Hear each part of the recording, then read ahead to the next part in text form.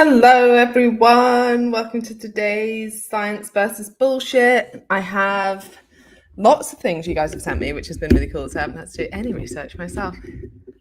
Apart from obviously look up how to debunk them, but a lot of it's... In fact, the first one is just like quite insane that people would even believe it.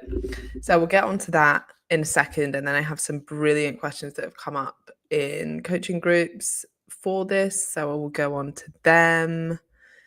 And we're going to talk a little bit about some discussions I had last week with a group of doctors about the use of Mounjaro and Ozempic. And maybe we'll get on to talk a little bit about like why there's so much misinformation online and who to trust and not to trust on social media. So you've got a lot in store today. Now, obviously, I'm going to prioritize anybody here asking questions as well. So if you have anything that has come up or questions as I go through things, fire away. Right, okay, share screen. I've only got one reel to share with you today, but it's a goodie / awful. Okay. And again, no, it's not starting. Hold on, I'll refresh it. This claim is pretty wild. Just asking. The reason why I'm asking is the impact on your body is insane. Right, in 2.5 hours at a really slow pace like this, like 1 kilometre an hour, you can lose 2.5 pounds of body fat and gain 2.5 pounds of lean muscle. What does that mean? Well, that means if you want a butty at work, you can do, because you've got more muscle mass to burn off the carbohydrates. So yeah, butty means walking.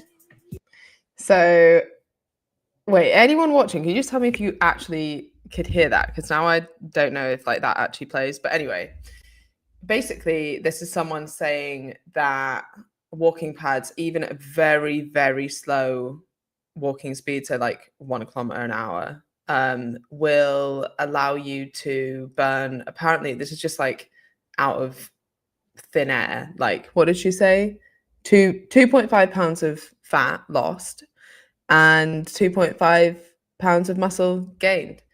If anyone has ever tried to gain 2.5 pounds of muscle, it's a very hard thing to do, and you're certainly not going to do it walking on a walking pad. And then I was just trying to think, would anybody gain muscle walking on a walking pad? Now, the only situation where that would plausibly even happen is if you had been, for example, like completely bedbound and now you're even just resisting gravity. Like that might be enough stimulus on that muscle to actually build muscle. If you're someone who walks like during your day generally, then just walking isn't going to be enough to stimulate muscle growth. Certainly not 2.5 pounds of muscle growth. That's like absolutely ridiculous. And also, as we all know, like fat loss comes back to energy balance. So yes, you might lose 2.5 pounds of fat if by being on the walking pad, I don't know, it means you eat less and you create a deficit. Now, the amount of calories that you're going to burn on that walking pad, walking at such a slow pace, isn't actually very much. I mean, you're going to burn more than if you were sitting around. And I think being up and active and your metabolic health, like I, for the record, am a huge fan of walking pads or breaking up sedentary time with doing some kind of movement. But to suggest those outcomes is like, yeah, mad. And then interestingly, like the person who sent me this, by the way, thanks for sending it. Like I've actually been sent this 3 times, but one of the people who sent me it was like, I'm so confused. And I just think it's a bit like, if anyone is taking this woman seriously anymore after saying something like that, like it's quite insane. I don't even know where she's like pulled those numbers out of either. So yeah, I think just be careful where you're getting information. If it sounds too good to be true, it normally is. And that goes for like kind of all information really. Certainly true if you're like, I don't know, thinking of investing in something as well. It's like one of the best pieces of investment advice I've ever got is if it sounds too good to be true, it normally is. So kind of similar with your fat loss advice. Like if someone's like, yeah, you can just do like walking at 1 mile an hour and hey, you're going to build a load of muscle and lose a load of fat. Like you kind of got to think like, if that was going to happen, wouldn't have that happened already? Like getting in my 10,000 steps a day type vibe. But what's interesting about this, and maybe I will come on to talk about this now, is that it's a good example of what does well on social media, which is like extreme views, right? Nuanced views where someone's like, hey, you might want to get a walking pad. It might improve your metabolic health. Probably not going to have that much impact on fat loss, but might be worth getting. That doesn't really do that well on social media. It's not big enough. It's not bold enough. And actually, I would go so far as to say most people, and I'm going to say most because there are some people with huge followings that put out really good information, but most people with big followings actually put out the worst information. And the problem with that is that most of us, either consciously or subconsciously, think if someone has a large following, we kind of give them authority for that, or we give them some kind of credit for that. And when you think about what builds a huge following, which is usually being quite opinionated, usually saying things that are quite extremist, to get in front of people and to draw attention, actually that's misinformation. Like misinformation tends to build a big following. So you kind of have this weird disconnect now on social media and in the fitness world where, or in, I guess, in other worlds too, but just sticking to like what I know here, where the loudest voices with the biggest followings are often giving out the worst information. And I'm sure that people come to mind for you now, but it's because they have an angle, because they have an agenda, because they're extremist. They've built a huge following, and because people then give them credit for the fact that loads of people follow them as if there's some kind of authority figure, then we get like even more spread of misinformation. And actually some of the best advice I see is from much smaller accounts that are way more nuanced, that actually want to share good information. So yeah, a few people here saying Scary Really is she's very popular. That's absolutely wild. So I do agree, like it's awful information, but with this one, I don't mind it as much because actually I think most people could do with sitting less and getting a walking pad. So it's generally like the outcome's generally going to be good. When it's like, I don't know, spend all your money on MCT oil, which is doing nothing for you, and for some people will even make them gain weight, especially if they don't really understand what it is or how to take it because of the extra calories in it, then that's not a good thing. Or even actually one of the questions here is everybody at the moment is saying I should change my coffee for electrolytes in the morning. What are your thoughts? Now, coffee seems to get like quite a lot of hate at the moment, and I think it's what's the right word or phrase? It's almost like quote unquote like common wisdom, or like people just think, well, coffee's bad, like you probably shouldn't have coffee. That's a bad thing to have in the morning. And actually like something like electrolytes is a better thing.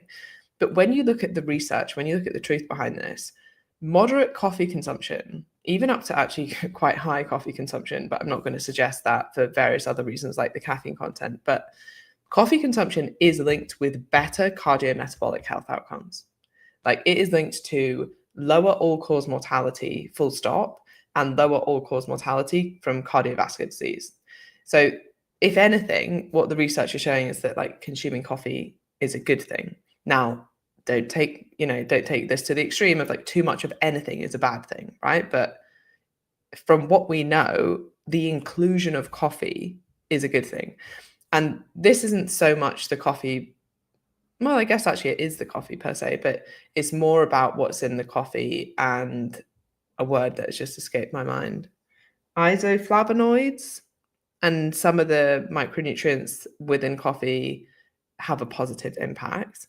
And then when you look at electrolyte drinks, they're only really useful for very specific needs. So if you're someone who's training for a very long time and losing a lot of electrolytes in sweat, then it might be useful to take.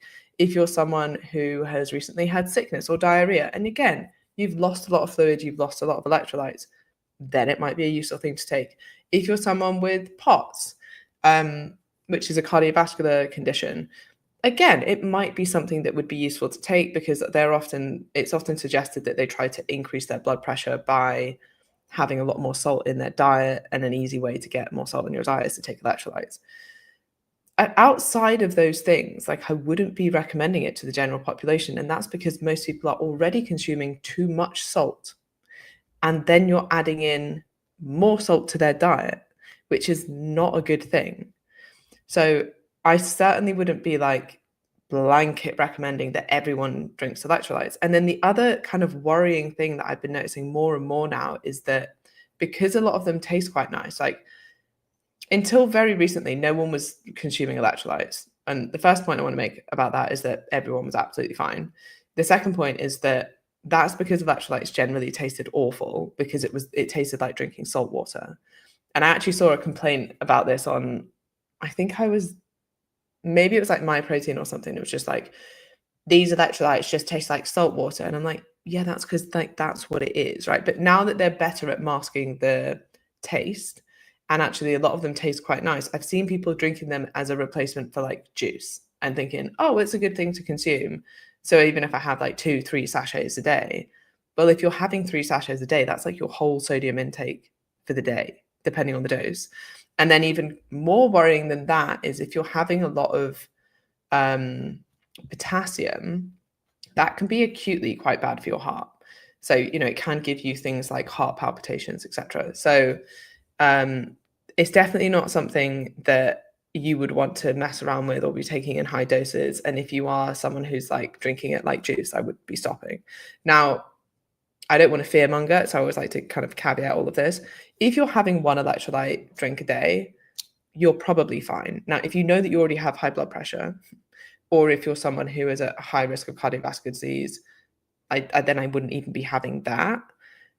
But it's just not something I would include. Most people, like I said, are already getting too much salt in their diet. So you probably don't want to be adding even more. Caveat to that, if you're like a high rocks athlete, you're training numerous times a day, you're losing a load of electrolytes, like for sure, maybe you should be including this stuff. But generally, no. Why is this industry so unregulated? The amount of unuseful false information is harmful. Yeah, and sadly, I kind of think that most industries are probably like that. I only know this industry, but I know that there's quite a lot of beauty products that are very similar, with like either no active ingredients or massively overhyped active ingredients, and people are wasting a load of money on them. I know that, like, for example, a lot of the information about like the financial industry or investments and things, which is why I was like, if it sounds too good to be true, it normally is. If you've got some trader popping up, be like, I'm going to make you £10,000 a day by just like following my tips on this trading platform. Like, again, that's very unlikely to be true as well. So I think this happens in many industries. I think that the fitness and supplement industry is, maybe it's because I don't know if I'm seeing it through my own lens and my own echo chamber. It seems much louder, and I guess everyone has some kind of interest in their own fitness. And if you are sold that you can just take a supplement instead of doing the hard work, then it's obviously quite a tempting thing. Back in the day, we would just put salt into orange juice. It was vile. Yeah, I remember doing that when I was running. Again, probably didn't even need to do it because I wasn't particularly doing a lot. But yeah, back in the day. Okay, so what else do we have questions-wise here?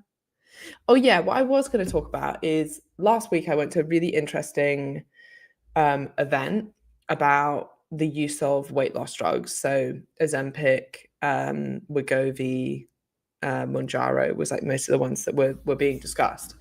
And what was quite nice is it was a room full of doctors. So I was like the only kind of fitness person there. And everybody spoke about exercise. Everybody spoke about maintaining muscle mass. Now, it might have been like a coincidence, but there was, like a good amount of doctors there that were all talking about these things and the importance of these things. Everyone was talking about taking it slower rather than doing it quickly, which again, I thought was a really positive thing, and trying to get people on the minimum effective dose as opposed to ramping it up. Now, when you point this out, it's somewhat unsurprising, right? But the more of a drug you take, the more likely the side effects are going to be. And when you're thinking about drugs like weight loss drugs, one of the main side effects that we're seeing, one of like the scariest side effects, is really just the side effect of extreme weight loss. So I would say the main, and from the people I've worked with, which is a lot at the moment, the people that are getting the worst side effect or decide to come off the drugs are the people that are struggling to eat enough. So they have ridiculously low energy. Their mood is very low. There's interestingly quite a lot of like social isolation. So if you can imagine that you're only eating, say, 800 odd calories a day, and then you kind of stop eating with your family, you stop going out for meals as much. When you go out and have a drink, you become drunk very quickly because you're obviously not eating very much.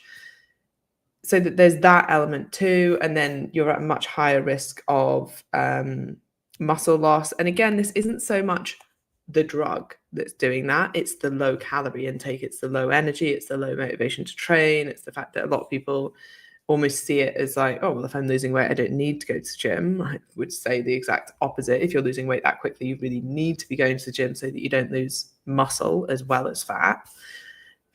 So many of the negative side effects are really coming from how low these drugs drop people's calories, with a lot of people eating less than 800 calories a day. That then also means that what you eat becomes very important, because you need to hit a protein target, you need to hit a minimum fat target, you need to hit your fruit and veg target, so that you don't become deficient in certain things. Now, if you're someone who takes Mounjaro and then it allows you to stick to a sensible calorie target, because you haven't just like kept increasing the dose and you're not, trying to lose fat as quickly as possible, and you're happy to take a more sensible approach, using that drug to like allow you to stick to a sensible target, that's a much healthier way to use it, and you'll experience a lot less of the negative side effects. And then the other really interesting thing that came up, but I've since done like a bit of a deep dive on this, and I actually don't think this is happening, but there was some suggestion that people become somewhat resistant to the drugs, which initially when I was listening to this person present, I was like, kind of makes sense, because you see that in a lot of other hormones. So GLP-1 is a hormone. It wouldn't surprise me if it acted on a tissue level in a similar way to something like insulin, where you would become resistant, or your tissues start to become less and less sensitive to insulin over time when it's elevated for longer periods of time than what's normal, much like what's happening with GLP-1. So within the body, within like someone who's not taking these drugs, you will have an increase in GLP-1 after you eat to signify you to stop eating and to increase satiety. But that's a very short period. So your tissues aren't exposed to it for a long period of time. Whereas these drugs that mimic, well, not quite mimic, but anyway, if there was an increased elevation of that, would your tissues then become less sensitive to that? So the theory kind of made sense in some ways, but when I looked it up, it doesn't actually seem to happen. And one argument could be that we've not been using these drugs for long enough to see that. But actually, if you look at the data on type 2 diabetics, and there is like decades of data on this, or at least a decade, using Ozempic, that doesn't seem to happen. And normally what's more likely is that people have started to overeat anyway, or calories have started to increase, or adherence has dropped, or because you're a lighter person now, actually to continue weight loss at the weight loss that you initially expected, you'd obviously need to drop your calories even lower, etc., etc. So it's normally not like that the drugs aren't working, so far as we can currently see based on the research that we have. But hey, that might change. Okay, next question. Hi, Emma. I have seen some quote-unquote nutritionists saying that you shouldn't mix proteins at a meal for optimal results. Any truth in this, please? Also, does gluten hinder fat loss? Okay, so when I read this before I before I was online, I thought it said you should mix proteins. And I thought, okay, yeah, if you're a vegetarian or a vegan, it does make sense to mix protein sources, because vegetarian and vegan protein sources tend not to have a full essential amino acid spectrum, whereas animal sources of protein do. So if you mix them, then often you can combine the amino acids in each of the protein sources that you're mixing, and then you'll have this full amino acid spectrum within a meal. So that made sense to me. I don't understand why anyone would say that you shouldn't mix proteins. So I'd be interested in the rationale for that, but I can't think of any off the top of my head. Gluten does not hinder fat loss. Usually people think it does, because when they cut it out, along with generally a lot of carbohydrates, and thus generally a lot of calories, they tend to lose fat. But it's not the gluten, it's the calorie deficit that's making you lose fat.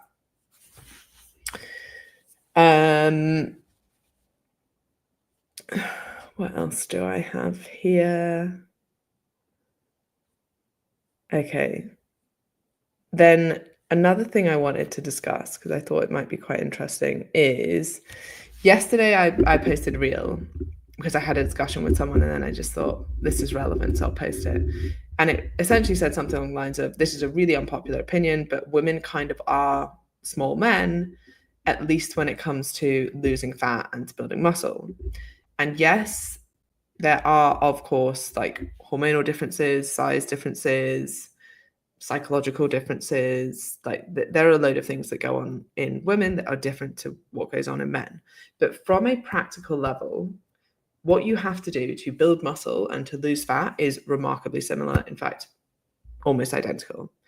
And anyone who is telling you different is usually just playing a marketing game.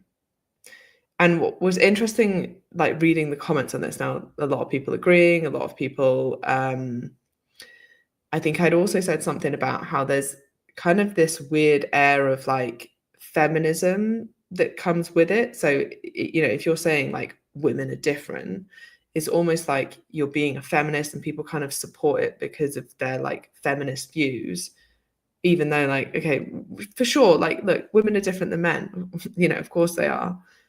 But do they need to do anything differently to build muscle and lose fat? No. And one of the comments was like, I get what you're saying and presume it's a simplistic view against Dr. Stacey Sims. I mean, if the shoe fits, then for sure, wear it. However, I believe that everything she stands for is based on scientific research, and has made huge leaps in explaining the important differences that women need to know and appreciate. And what I would suggest everybody goes and does is go and listen to the Docs Who Lift podcast. They had a debate between Stacey Sims and Dr. Lauren Colenso Semple. I think I said that right. And it was a really interesting debate. And basically the crux of it is a lot of the information that Stacey Sims puts out is really based on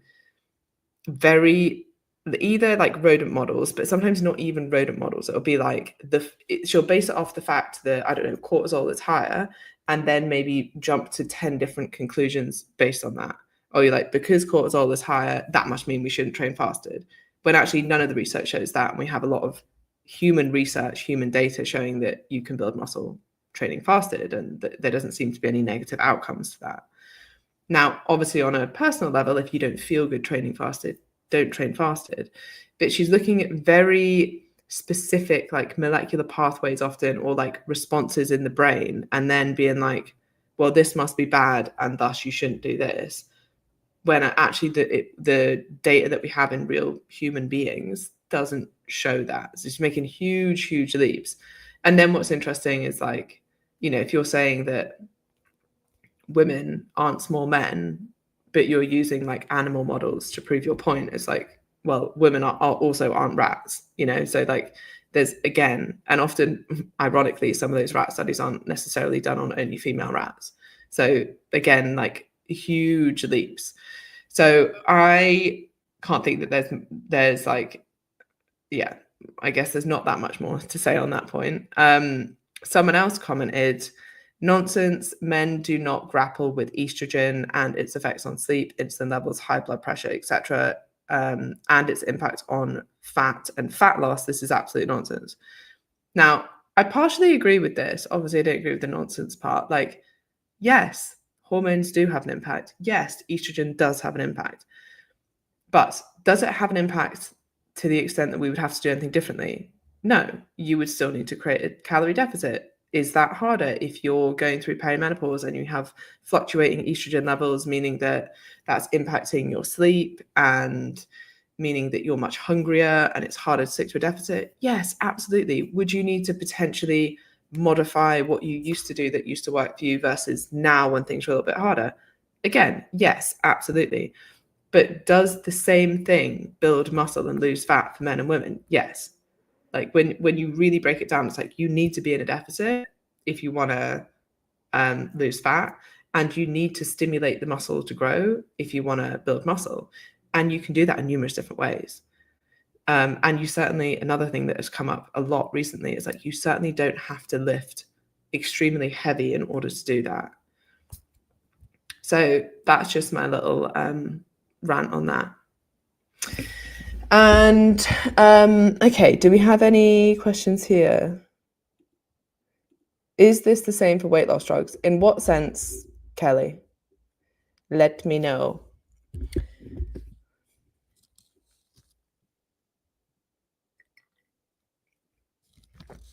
And if anyone else has any questions, fire away. Men versus women, as in, do weight loss drugs affect men and women in the same way? Is that the question? Because if so, yes. And by the way, all weight loss drugs are really doing when it comes to fat loss is allowing you to stick to a deficit. Like, they're still working via the same mechanism as cutting carbs, as intermittent fasting, as tracking your calories, as following the 3-to-1 method, as, you know, like, it's still a calorie deficit. These drugs aren't like magic in that way. It's essentially, you know, the same principle as getting a gastric band. Like, you're forcing yourself into a calorie deficit. You're forcing yourself to eat less. A lot of the reasons these drugs work is because they're slowing gastric emptying. They're making you feel fuller. They're increasing satiety. They're making it very hard for you to eat more than, you know, 1,000 odd calories if you're on a high enough dose, meaning that you're definitely going to be in a deficit and you're going to lose fat. But like, that's how they're working. It's not that people just get to eat whatever they want and then just don't absorb the calories, or, you know, and I think that's quite an important point to make, because when people think that these drugs are like quote unquote cheating or like, yeah, that they're just some kind of like magic pill, you really just can't eat very much is effectively what's happening. I train at home with dumbbells, and I love that you're saying I can achieve without big weights, just them different. Yeah, you definitely don't have to lift heavy weights. What I would say is that you do want to be able to reach failure within about 20 reps. So if you're not doing that, it might be worth investing in slightly heavier dumbbells. But then even saying that, I think some people hear that and then they're like, oh, right, so there's no point doing it. No. Even if you never lifted to failure, there's still so much point in doing it. Like, any exercise is good. It's just, if you want to optimize hypertrophy, i.e. building muscle, then you do want to be pushing yourself, and you don't want to be in such a high rep range that actually your adaptations to exercise turn more into like cardiovascular adaptations versus muscle building adaptations. Oh, Terry, slightly off topic, so feel free not to answer. Where's the question? I had a question before about set point. Is this a real thing? Oh, yes, Isabel. Right. So sorry. I actually wrote this down and then I completely forgot because I jumped around.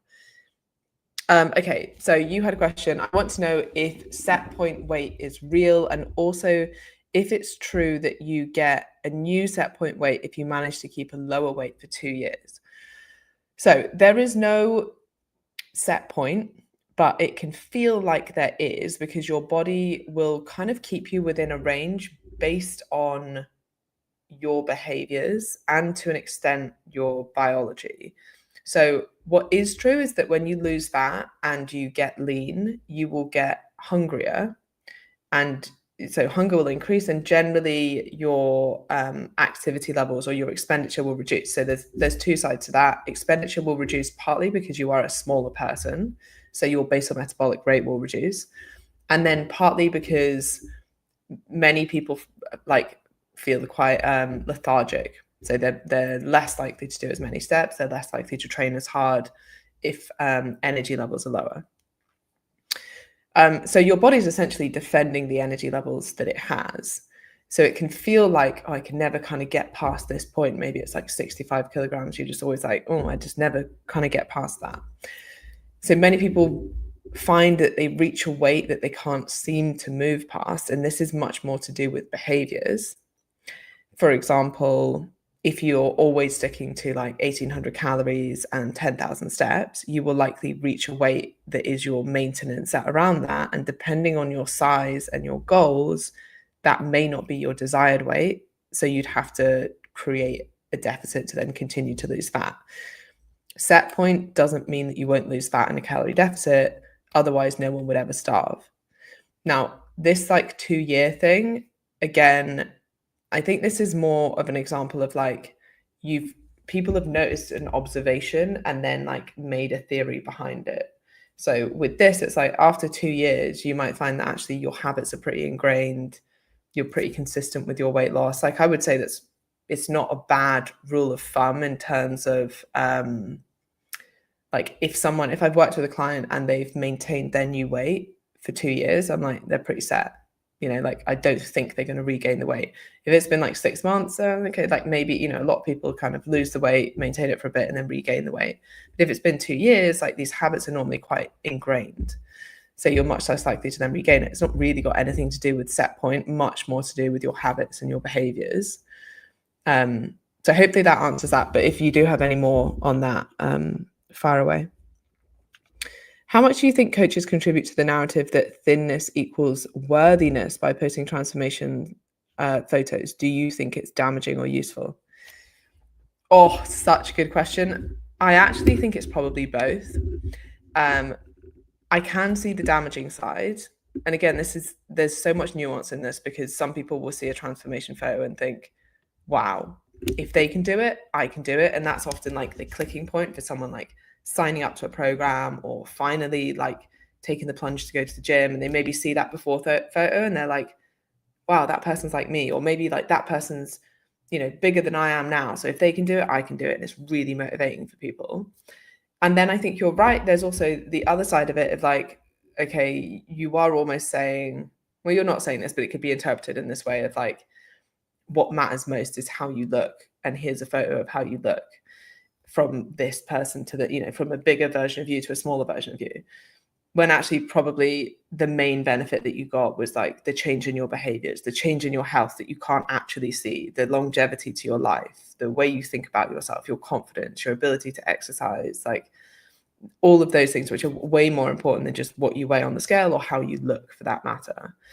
But then you do also have to accept that social media is a visual platform. So as much as I will often try and talk about client wins and like what they've got mentally from it and mindset changes and how much happier they are and their increased energy levels, which are always things that clients talk about that they're way more excited about. They're like, this is the biggest thing I got from doing Commit to 6, for example.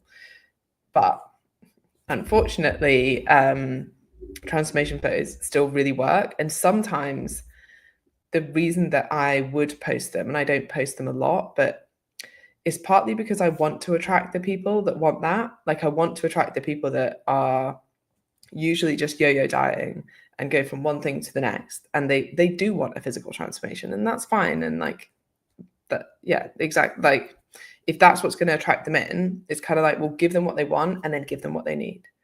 And the truth is, most people who come to me initially come to me for fat loss and they leave with so much more.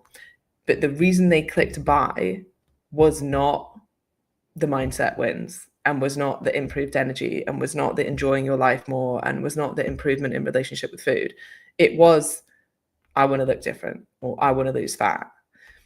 And that's okay, because then once they're in and I get to coach them and I get to brainwash them, and yeah, we're going to lose fat, but we're also going to improve your whole life by giving you more energy to enjoy your life and not over restricting diet, and showing that you can lose fat and maintain fat loss while you enjoy your life. But realistically, that wasn't why they came. So sometimes you have to kind of play the game a little bit to pull in the right people. Like I really want the people that would have otherwise gone to some shred program. And if I'm not willing to market in that way, then sometimes you're kind of shooting yourself in the foot, because you're only going to attract the people that are already kind of on the journey of like, oh, the mindset side and the energy side and the feeling good side and the balance in life side and the relationship with food side is actually really important. But they're only going to sign up if they're already at that place. Like I want to take someone from being like, do you know what, normally I do a summer shred or something, to this time I'm going to do it a little bit different. But they still want that physical transformation. They still want that physical result. And then once they come into the program, they see that there's so much more. So sometimes you do have to play the game a bit. But I do think for some people, transformation photos can be quite negative, but I don't think it's as clear as like everyone will find this negative. In fact, I think a lot of people find it really motivating, and sometimes that's like a catalyst for them to change. But anyway, very good question. Interested in your thoughts on this as well. And if you do have any thoughts on this, please do Instagram me at ESG Fitness. I'm going to wrap up today. That's been awesome. Thank you everyone who came live, and I will be back to, what's the right term again? God, I've done too many calls today. Debunk some stuff next week. All right, bye.